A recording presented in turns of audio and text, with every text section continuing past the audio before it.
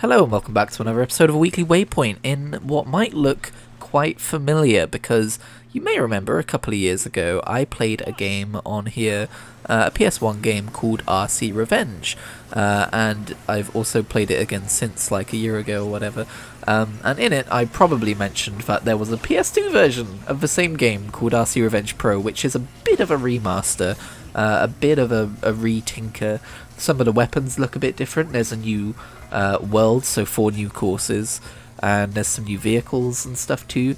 And this is it. This is RC Revenge Pro, as I'm sure you've already guessed by now. So if anyone's curious to see what the original PS1 version of the game looks like, I believe it was episode... It was episode 126, where I talk about my next-gen decision, and I think the death of my cat, which I'm still slightly traumatized over. Whoops, that's a memory I'll forever associate with this game now, thanks past me. But I didn't go through every single race in the Bronze Cup back in that video because there just wasn't enough time in the video. It would have been like a 25-minute video otherwise, but in this game, actually you might be able to do it in the original game as well, I've never checked, but I realised you can change the amount of laps in a race, so it's 2 lap races instead of 3 lap races. So not only are we getting to see every race in the Bronze Cup, especially with the added pirate stage at the end, but we are also not spending quite as long with each track, because one of my only problems with this game is that it's too easy, although you'll see later. I basically decide to... I'm not actually playing it in proper championship mode, I'm doing it as single races, which is why the races might be in a bit of a different order to what you expect as well. But also, I decided to switch up which vehicle I used every time, and I think different vehicles are basically different difficulty levels, because some of them go faster than others, and I just didn't drive as well on some courses, so it's actually a pretty fun way to play the game. And for those of you who don't know anything about RC Revenge, it's made by the same people who made Revolt, which you're much more likely to have heard of. I think RC Revenge was like a spiritual successor to Revolt back in the day, and this is like a passable RC racing game, but I just have lots of fond memories attached to it. You know how those old childhood games are. I haven't been messing around with PS2 emulation as much this week. I'm just glad to have it available, as we were talking about last week. This week, well, I guess the last 4 or 5 days have been consumed by 3 things. Number 1, I'm continuing to read through the Spider-Man comics, and I've got to the Clone Saga, and if you are a fan of Spider-Man comics, you probably have an opinion about the Clone Saga, and I haven't finished it yet, but to start with, I was really enjoying it. That's ominous, isn't it, to say that? I really enjoy the character of Ben Reilly, especially as he's portrayed, in...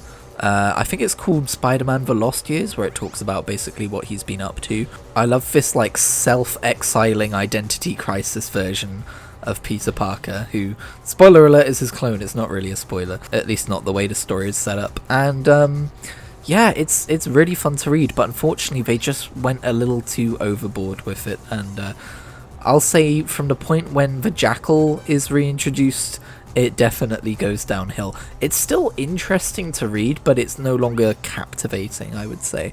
So that's where I am with that. It just keeps going. I'm lucky that Marvel Unlimited has its own kind of reading order thing, which is fairly easy to read through on the app, because I was trying to start the event based on the website telling me to go and read certain comics, and a lot of the first comics which it was telling me to go and read for that event, or saga, or whatever the hell you want to call it, just weren't available. It's rare that Marvel doesn't have comics available, but these ones weren't available. But based on where the actual app itself tells me to start from, I don't think they were really that important. So comicbookreadingorders.com isn't the be-all and end-all all the time. But as far as like my progress through that series goes, I am now... I'm in the 90s. Unfortunately, they had like 5 concurrent Spider-Man comics in the 90s, so it's taking a lot longer to get through. And I don't think I'm exaggerating there. You've got Amazing Spider-Man, Spectacular Spider-Man, Web of Spider-Man, Spider-Man Unlimited, and just plain old Spider-Man. That is 5 runs. And at first I was so confused as to why they would do this, because they don't just like tell a story in Amazing Spider-Man and then have other stories being told in the other comics. Instead it'll be like catch part 1 in Amazing Spider-Man, and part 2 in Spectacular Spider-Man, and part 3 in Web of Spider-Man. So it makes it really annoying to go back and reread them all in the year 2022, at least if you're not using the Marvel Unlimited reading order list things that they have in the app. But the reason why I realised they did that is because they would release kind of like on a week-to-week basis. So 1 week would be Amazing Spider-Man, and the next week would be Spectacular Spider-Man. And despite them being monthly publications, I think they would like specialize with like a different writer and a different artist and stuff for each one as well. I haven't really been paying too much attention to the credits, but all I know is J.M. DeMatteis. I really like his writing, and yeah, it's been fun. It's also, I'm ready for it to be over. But there are some major events which happened during the Clone Saga, and again, as is the case with comics, knowing where the state that the comics are in now, because I read a bit of, I think it's volume 6, characters die, and I'm like, well, they're not dead forever, you know. I know this, I'm in 2022, but it seems pretty final, so it's interesting for sure, but it's also a little bit like, well, none of this is consequential in the end. But I think the way to read it is to keep your head in the present of what you're currently reading. But I feel like in the 90s, comics really started to get good. I had this with Daredevil Volume 2 as well. I don't know if I'm quite at the point where that started, because I think, if I remember right, didn't they start Volume 2 for like all of their stuff at the same time? I might be completely wrong. But I must be approaching Spider-Man Volume 2 soon. But Daredevil Volume 2, as I've mentioned on this show before, is a fucking good read. Like every single issue back to back. You don't have to like skip arcs or anything. It's just, oh, it's so good. Okay, there's a couple of low points, but it's just mostly really good. Go read Daredevil Volume 2. Anyway, that's one of the triple threat that's been taking up my brain space this week in terms of free time. Another one, as that DJ so famously said, is Pokemon Violet, although not really for the last few days, for reasons I'll get to. Last week I lavished this game with praise for its open world design. Today I'm criticising it for similar reasons. Game Freak unfortunately didn't realise that you can't really have an open world tackle anything in any order system if you still have level requirements for fights, if you don't have level scaling. So for instance, you can't just head to like, I don't know which gyms are in which order, I'm afraid, but you can't just head to like one of the gyms and be like, I'm going to take on this gym because it's nearby, because chances are you'll have level 20 Pokemon and it'll be like a level 40 fight and you'll just get flattened. I mentioned online that this is how I'm doing it, and I've had multiple people reply telling me the same thing. I've had to look up a guide of what level order the different objectives are in, because gyms are one of them. Team Star, I think it is another one. I actually haven't got to the first Team Star fight yet, because it's like the 5th objective. I've done the first 4, and the Titan Pokemon are another one. And unfortunately, because the game thinks it can be open with where it places these objectives, they're all over in random different places of the map, and you have to keep making like, I mean, I know fast travel's a thing, but you have to keep basically going out of your way for each one, and it doesn't feel like a proper journey.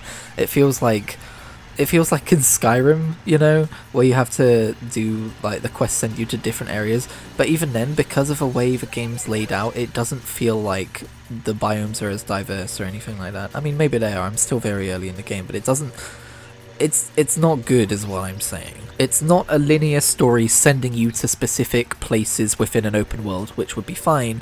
It's a freeform story where you just have to figure out that you shouldn't go to certain places yet in the open world, and that's bad. However, everything I said last week about the game is still true. It's at its best when you're just naturally exploring, finding new Pokemon in new areas, filling out your Pokedex, and, you know, battling and evolving your team and stuff. That's always the strong point of these games, right?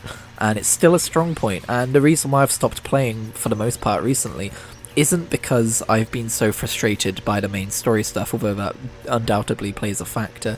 It's because I've been obsessed with Final Fantasy XIV again. What's up? It's me, your boy, coming back with another Final Fantasy XIV hyperfixation. How's it going? I specifically left this topic till the end of a video so that I couldn't spend the entire video talking about it and not leave time for anything else. Something about Dragonflight just wasn't doing it for me. And I don't know what it is, because everyone loves Dragonflight. I think I might just be burned out on World of Warcraft, and that might just have happened to have coincided with the beginning of an expansion, which it never has, which has kind of created this gamer identity crisis where I'm like, but it's good. Why am I not enjoying it when it's good? When, as we all know, my attention span constantly cycles between different main games. Like, for instance, a couple of months ago, I was all about RuneScape, and now I can't really bear to think about it. So paused that subscription, opened up another one, and I'm back in Final Fantasy XIV. And my god, I made the best decision of my Final Fantasy XIV career, and I realised that unlike in World of Warcraft, you can play on NA servers on the same account as EU servers, and so I made a new character so that I could join the Grinding Gear free company. And for those of you who don't know, Grinding Gear are a YouTube channel who talk about Final Fantasy XIV. They're currently going through the MSQ for the first time. They're Garrett and Carl, they're wonderful chaps. You should go and watch their content. They do a podcast and everything. And I was like, oh, wait a second, I play Final Fantasy XIV. I could just make a character and go hang out like with them on their streams and stuff, as they invite people to do. And so I did, and I had a great time. And I had such a great time, in fact, that I decided to, for the first time ever in an MMO, buy a server transfer. So now my main character, Tamara Seraphorn, is on Coel NA, which you might think would be a little bit weird, considering, you know, time zones and stuff. But as it turns out, the way I keep time, like when I go to bed and stuff, lines up great with the demographic, which apparently skews like 30 to 40-year-olds mostly, playing that game, who tend to have earlier bedtimes. So usually when I'm active in the game, the Americans are active too. And they're really lovely people, and they've been really welcoming. And it's interesting being the foreigner. I don't think I've ever been the foreigner in a group of people before. I don't exactly travel, so it's been really fun kind of sharing things which are normal to me but not normal to them, and vice versa. They don't have squashies! I mentioned squashies and they don't have squashies. How deprived are the Americans not having squashies? I mean, I know we've only had them for a few years, they're new, but can't go without squashies, man. Apparently they sound like Laffy Taffy.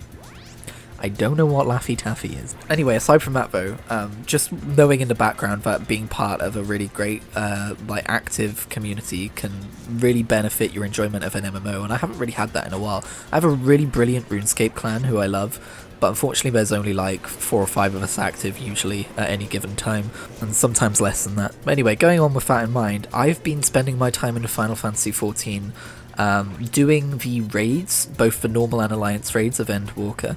I've spent my time leveling my Reaper, who's now nearly level 90 and will be the first alt class / job I have. I always forget if job is the early version or if class is the early version. And more recently, I've been leveling botany, which might sound dreadfully dull, but when you hit level 70, let me tell you, botany kicks off. They have this system called deliveries, and it sounds super simple, right? Basically, you just, the NPC tells you what they want, and you go out and you get it and you deliver it to them, and they give you a bunch of money, a bunch of XP, and that's probably one of the best things about this. The XP gain rate is really fast, which makes it really rewarding.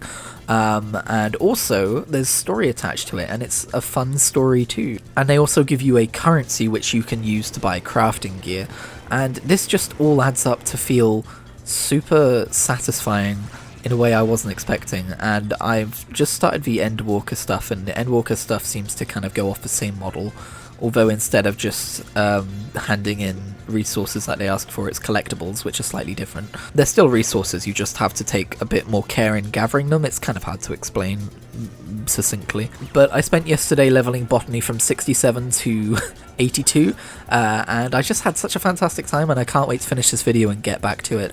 And I don't really have any other crafting or gathering jobs leveled, and I'm excited to level them because I know at level 70 they get interesting, you know. And similarly to like role quests for like melee DPS and range DPS, there's role quests for different types of crafting, and I'm excited to experience them. I wish this could last forever, this like interest I have in Final Fantasy XIV, because I know that in a month my interest will wane, and it frustrates me when my interest in something like that wanes. It frustrated me when it happened in RuneScape, because I'll spend a week moping about going, I don't know what to play, but more than that, like, I want to keep in touch with the people I'm playing the game with. I want to work towards long-term goals without constantly being interrupted by my brain suddenly deciding that it's not interesting anymore, at least not for another 3 or 4 months. And this is what happened to me in Wild Dragonflight, and it's one of the biggest reasons why I think I have ADHD, and we'll be discussing more about that with a professional, so don't worry, I'm not just speculating wildly. But I hope that being part of a varied and vibrant community like the Grinding Gear FC